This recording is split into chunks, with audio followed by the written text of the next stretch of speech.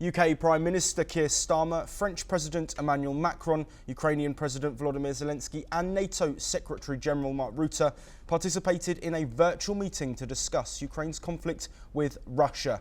Starmer condemned Russia's attacks on Ukraine and said that if President Putin truly seeks peace, he must agree to a ceasefire. He stressed that the international community must be ready to defend any peace deal and continue applying pressure on Russia.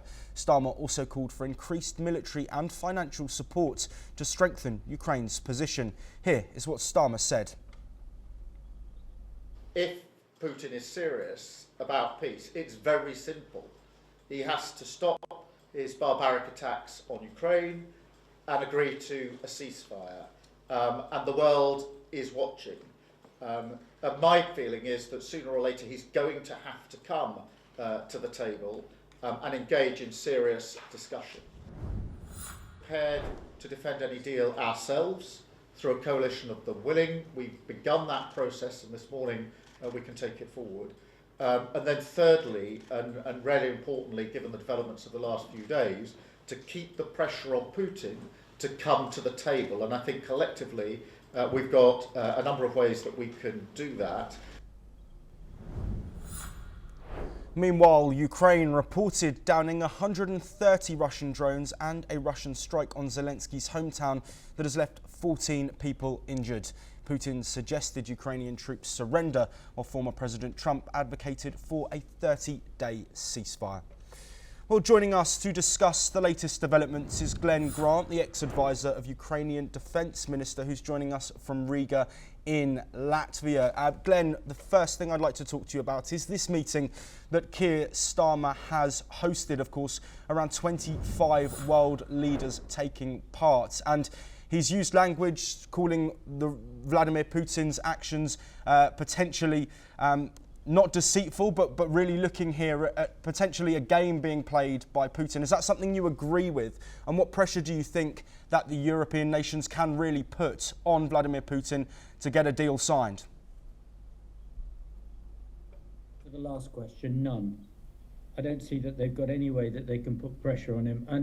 And I listened to Starmer with a degree of almost amusement because it's like he's actually not been listening to what's been going on in the last 10 years. And I don't see that Putin has got any great worries about continuing the war because he thinks he's winning. And you know, everybody sort of says he's got to come to the table. And my question to that is why? Why has he got to come to the table? I mean, we've had sanctions on Iran for as long as I can remember, and they've had little effect. We've had sanctions on North Korea as long as I can remember, and they've had little effect. And so suddenly we think that sanctions on Russia are going to have an effect when you know, it's quite clear that actually life is carrying on quite normal in most places of Russia. And the fight is carrying on as normal because we still got, how many drones came over last night? A huge number. Well, they didn't come out of fresh air. Someone made them and someone's sending them. So to think that somehow the words of Trump and the words of Starmer are going to have any effect, I think is you know, just almost beyond belief. Yes, Glenn, of course, Starmer urging global unity. There were also leaders from New Zealand, Australia, and there have been talks with Canada as well. It seems that out of that group of nations, NATO countries as well, the US is an outlier. Do you think there will be any sort of alignment between European nations, their allies, and the US on this if a deal isn't signed by Putin in the coming days or weeks? That is a $64,000 question because Trump has so far shown himself as backing Russia and not backing Ukraine. The question is whether what Putin does now is in line with what Trump is thinking. In other words, Trump is expecting him not to carry on the fight, or whether it will be seen as a snub by Trump. And frankly, I can't tell. I don't think anybody else can either. That what is going to happen is going to happen. I think that what is important is that the European leaders, plus the others, Australia, etc., that they actually get themselves ready for war, not getting themselves ready for peace. Because if they get themselves ready for peace, they won't be ready for the bad bit if it happens. And I think that they're still too administrative and still thinking they can outsource the war to Ukraine. But they can't. The war is coming to all of us. Yes, and Glenn, looking at the ball being in Putin's court, do you think he will sign a 30-day ceasefire deal, and what might make him?